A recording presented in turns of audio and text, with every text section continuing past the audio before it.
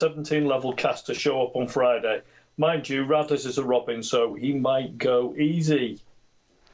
Rich Owen said, a good game for the wire, some good attacking rugby, which was helped by Cass's lack of discipline. Still a few question marks about the go forward of the pack, but hopefully that'll come good. The only other downside was my daughter kept asking throughout the game where Whizzy Rascal had gone when I was trying to concentrate on the game.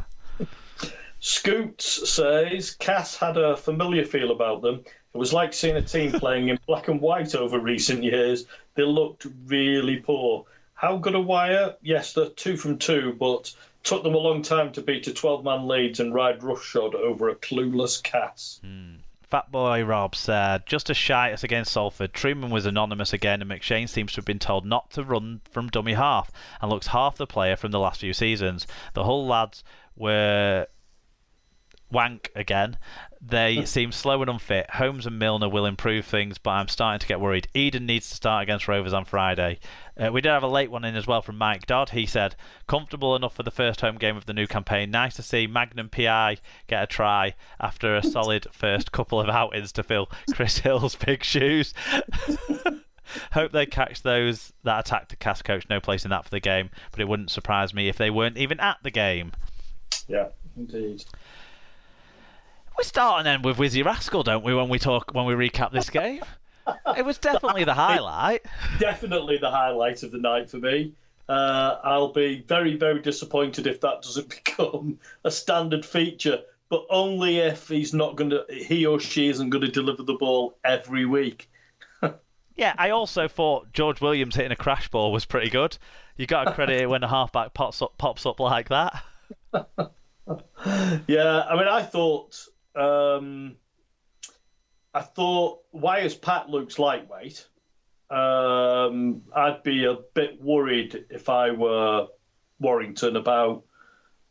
I mean, obviously they were missing what's his face Cooper. out of. Yeah, Cooper was missing, but I mean, he's still not a massive lad. I think they might miss Hill more than they thought they were going to, because they look a little bit on the light side to me. Mulhern impressed though, right? He did good. Yeah, I don't think they're going to. I think against the top sides they're going to struggle a little bit. On the other hand, whilst Cass made a lot of early running with the much bigger pack, they look totally unfit to me. They just ran out of gas. And, I mean, there's a lot of indiscipline and, yeah, maybe one or two 50-50 decisions didn't go Cass's way, but they just did not look quick enough. They just don't look like they've had a good pre-season, to me anyway. I don't know. There was a couple of penalties, weren't there, that Peter Matautia won rather than the Cass players being significantly ill-disciplined, I felt. But beyond that, there was quite a bit of high stuff from Cass, but also quite a bit of back-chatting, it felt. Yeah, they didn't look happy with themselves, did they? No, or anything about what was happening, really. Truman, the first involvement I can remember from him was basically dropping it onto his foot and it going nowhere, and then kicking it out on the full. Particularly in the first half, he was really poor. I know he scored a try, but it wasn't really, it was well and truly done. But basically, it was in time where I was scrolling Twitter more than watching the game when he scored his try. But yeah, for Warrington, I actually slightly disagree that I don't think their pack was that bad in this game. Other than off the bench, I wasn't impressed by Joe Bullock. And I think it was his error, wasn't it, that led to the possession for one of the Cass tries as well. And he didn't look so great for me. He needs to improve a little bit maybe, but beyond that, I thought they were pretty good. The halves did look better than they looked the week before. I think that's fair to say, and Josh Charnley scoring his 250th and 251st career tries. Yeah, it was a nice. I mean, it's Josh Charnley doing Josh Charnley things, and he's very good in the air. Like a salmon, as they say, and it was a nice kick across. I thought Warrington were fine. I'm convinced by that Warrington pack over there. Maybe it'll come over the course of the season. Yeah, you broke up a bit there, but I sense what you were saying was Charnley's pocket pinching try was pretty impressive, but you're still not impressed by Warrington's back. That's correct. Have we got anything else to talk about in this game? I think, yeah, the Cast fans have covered it, haven't they, with the Hull FC signings? I can't understand how Faraimo gets picked ahead of Greg Eden. I know Eden can be a bit of a liability, but Faraimo is a liability. It feels like. Yeah, and they could definitely do with a bit more pace in that back line, Castleford. So I wouldn't understand that choice either. You can only assume that the coach is seeing something in training that we're not seeing, but it's a mystery to me. Well, Sarah summed it up. It's Radford playing Radford stuff, and it's even having an impact on Paul McShane as well, like Rob said. So, covered in the fan views, I think, this game. Yep, indeed. A couple of news stories to cover off, though.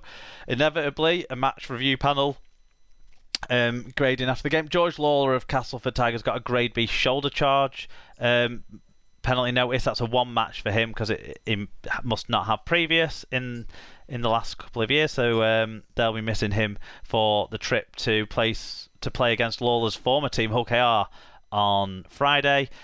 And Castleford Tigers have signed young prop Kieran Hudson from Championship side Whitehaven on a 2-year deal. The 21-year-old only joined Whitehaven in the off-season from Newcastle Thunder and will remain with the Cumbrian club on loan until the end of 2022. So he'll get some full-time training at Cass, but game time at Whitehaven. Bit of thinking ahead there. Yep. Interesting story, actually. I don't know if you saw, but if anyone wants to look around for some of the news articles that came out when this signing was made, Kieran Hudson's story is an interesting one. He was a goalkeeper at Sunderland in their kind of youth ranks, I think, is his way into professional sport, but then became a Rugby League player. He's got Rugby League heritage in his family for sure. So interesting story there. Oh, interesting. Second game of the weekend was the Friday night televised game. Friday night's only game, in fact. Wigan hosting Leeds. Similar-ish scoreline to what we saw in that first game, though this one 34-12 to the home side. It was 12-6 to Wigan at half-time, very much just on the stroke of half-time. 12,575 was the crowd announced, and Liam Moore was the man with the whistle. In terms of the team stats, well, we can't really bring them here because incomplete stats for Leeds mean we can't make comparisons between the two sides because, as people might have known from last year, still the case, Bodine Thompson doesn't exist. According to Opta anyway. Wigan, though, made over 1,400 metres at 8.5 metres per carry average gain, which is pretty good. 7 breaks, which is very positive compared to Wigan's attack last year. And this is why I mention it, because Wigan only made 7 or more breaks in a game twice last year, and they've already done it this year. So there's clearly a change in philosophy there, isn't there? Clearly a change. It seems that way, it seems that way. Individually, who stood out? So for the winners, Jai or Jay, which are we calling it, Mark? It's Jay. We go with Jay. Jay, okay. Jay Field, 3 tries. I don't know how many hat-tricks he's got before. 261 metres.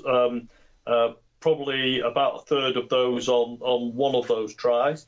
And 3 clean breaks. That's a hell of a stat line. Mark's favourite, Liam Farrell, 1 try and 152 metres.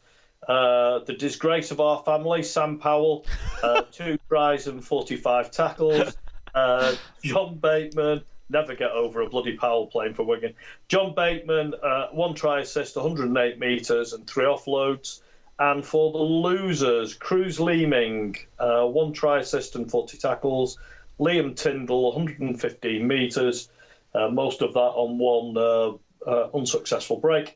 And Mikolaj Oledzki, 107 metres. Yeah, I think that my nephew Josh came to the game. He's started to come a bit more, and he's starting to get into it, and he's started to learn a few of the players' names. And he's a big fan of Jay, obviously, now after this week. But he made it very keen to point out when we were talking about the tries he scored. But he saved that try as well, didn't he, Mark? So yeah, He absolutely did. Although I think Tyndall has got a little bit to learn. He maybe should have cut in for the post and then, gone post and then corner route. Yes, he needs to watch some videos of Martin Afire. But what I would say is, I think Tyndall's speed surprised Liam Marshall, and then field speed. Yeah, then field speed surprised Tyndall. So maybe all those players need to get in the video review room a bit more. Have another look. Yeah. We'll start with EFC 78JU. It said, Wigan Warriors have beaten Leeds Rhinos and Storm Eunice today on the same day. I'm only saying that because how the hell can Wigan play in these types of conditions? I thought that would be called the game off at the time, but still, Jay Field dominated, and the Rhinos, and who else other than him would get man of the match? All Leeds did was handle in errors and give the ball away, as they only scored twice. So Dr. Bob Phillips, friend of the show, says, certainly a game of two halves, and with Jay Field a deserved win, but only by 6. More than a couple of dodgy decisions, and Farrell needs to miss a couple of games for that shoulder charge, which I can't remember, Mark, and I don't know whether you can either. No, one of my notes was it was a pretty clean game, to be honest. There was a couple of penalties. I remember the Mago one where he hit the player on the shoulder, and then the player went to duck under it, and it follows through into his head, and that was totally high tackle. And there was one underneath Leeds' own posts on Blake Austin, I think, where kind of 3 players came together, and it was Jake Bibby actually who ended up being the one who gave away the penalty on Blake Austin. I think the touch judge called it in because the ref didn't see it live. They were the only 2 kind of incidents I really remember. I looked through the match review panel minutes, and there's nothing mentioning Liam Farrell either, so I'm a bit confused there. Saint Liam can't be involved in anything untoward, surely. Bob. But I thought both teams, were pretty clean. I thought actually Wigan's defence was still quite intense for the fact that they had got the discipline sorted out compared to last week. They won so many collisions and pushed Leeds back so many times in this game that 6 points wouldn't have been a fair margin because we won so many collisions. Anyway, we'll talk about the dodgy decisions as we go, I think. Matt Speakman says, Ellis, Cust, Field, Mago, can't remember the last time all our inputs look like they make a good difference. Mago seems the wrecking ball we were getting years ago when we got the ping pong ball instead. Great performance and never really looked in trouble. You can start to see Breeze's impact on this team. There was so much positivity in the DW. We took a year off so the rest of Super League thought we were dead. White Pie. After Leeds dominated the early exchanges and took the lead through Blake Austin, the Field Express rolled into town. His first try was the result of a cheeky overhead flip from Bibby, the obviously meant, and his second was down to pure pace. The hat-trick try came from the kick-off after Powell had scored and saw Jai take the offload from Mago 10 metres from Wigan's line, and then he skinned the Leeds defence to go the length. A second Powell try and one from Mark's man crush as Cade Cust offloaded when he held up by 3 or 4 defenders in goal. Still early days and still some timing issues, but Wigan looked better than last week, so I walked off after the game feeling positive for the first time in a while. Yep. Jen K said, what a performance from Wigan. Where has Jay Field been all our lives? The second half was so entertaining I briefly forgot how cold it was. Yeah, Leeds weren't terrible. They just were smothered by Wigan. Blake Austin looked good for them, I thought. John Hamilton says, strong start with Leeds quick out of the blocks and Wigan looked like they took a while to get going. Huge momentum shift with the look for Field's first try and a little inexperience from Tyndall getting pulled into touch. Field is a menace. When does French get back? 0 from 2. This is fine. Everything is fine. That sounds like panic. Tom Andrews said, Wigan currently look like the second best team in the competition. Field and Cuss seem to have a good partnership going. Interesting to see where French will fit in. Leeds were shite though. Walker had a nightmare. Caesar spent more time looking pissed off at life than having an influence. Scoot says, I back what I said last week that Wigan are going to be more of a threat to Saints than Catalan. It looks like they can actually score some points this season How or where will Bevan French slot in?